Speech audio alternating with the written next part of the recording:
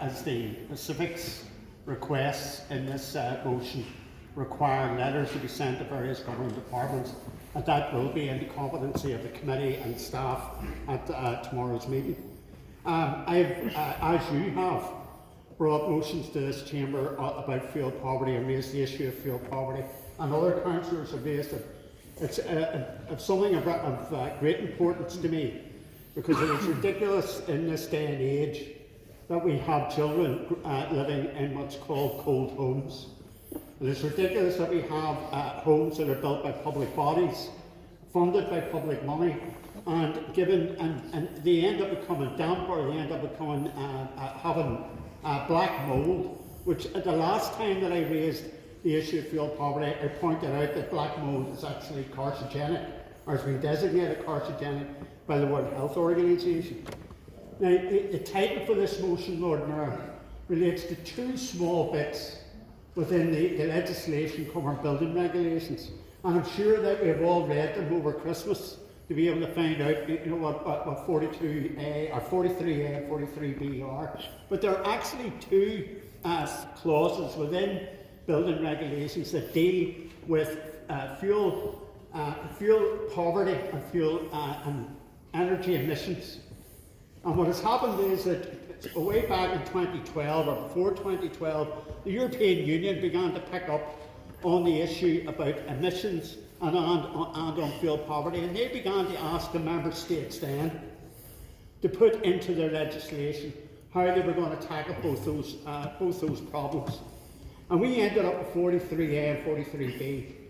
Now, if you haven't read them, I'll remind you that 43A deals that from the 1st of January 2019, all new buildings at this council had to inspect, as we have responsibility for for the implementation of building regulations, that they had to be nearly zero energy buildings.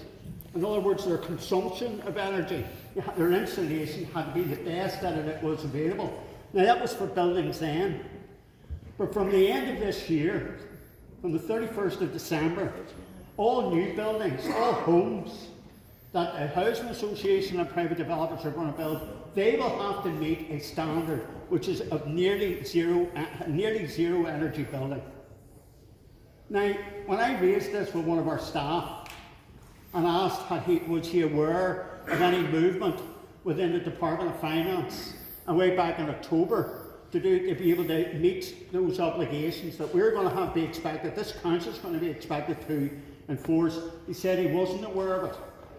Now, I think since then he has actually contacted them and asked that politicians are beginning to take an interest on whether what the Department of Finance was doing, or to be more accurate, what they're not doing in relation to preparing houses to be nearly zero energy buildings.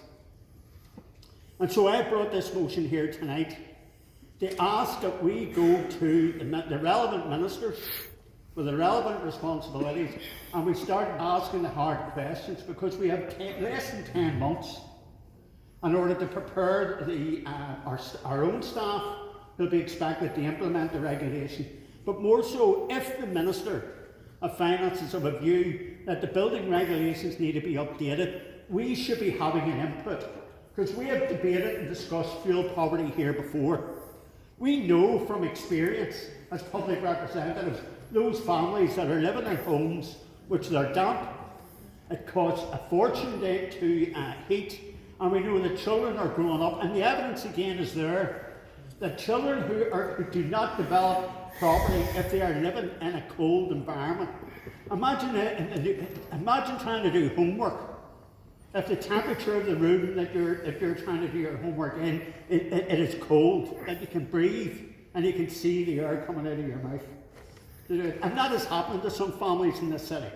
And the regulations, I would argue, don't go far enough to be able to tackle the fuel poverty issue, and they certainly don't go far enough to tackle about emissions that are causing climate change.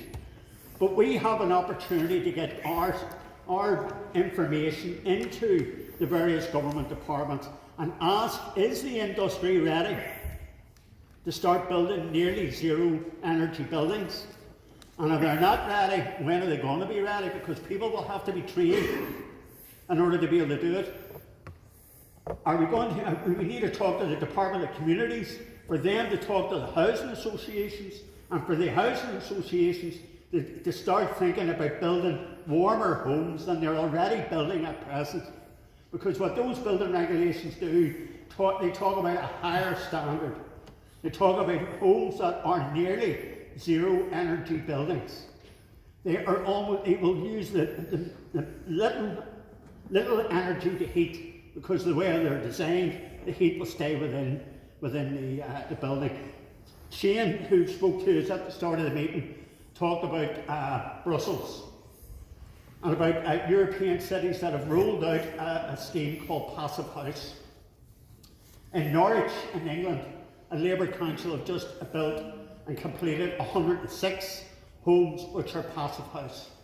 In Dunleary, in the Republic, the council down there have just announced they're going to build 600 houses to Passive House standard. Now, I'm not arguing for Passive House, but I'm arguing for as close as to that. And the only people who can change the regulations, the only people who can enforce it, are the three government departments that I mentioned in the motion here tonight. And I'd ask for all the parties, because we've all dealt with it, we all know about it, we all know that we should be tackling field poverty, and it's ridiculous in this day and age that we should have families so enduring field poverty. And the way to do it is, as I've outlined in the motion, Lord Mayor, and I would ask that the committee are competent enough to deal with that tomorrow and to give instructions to the staff. Thank you. Thank you, Councillor. Councillor, your second motion?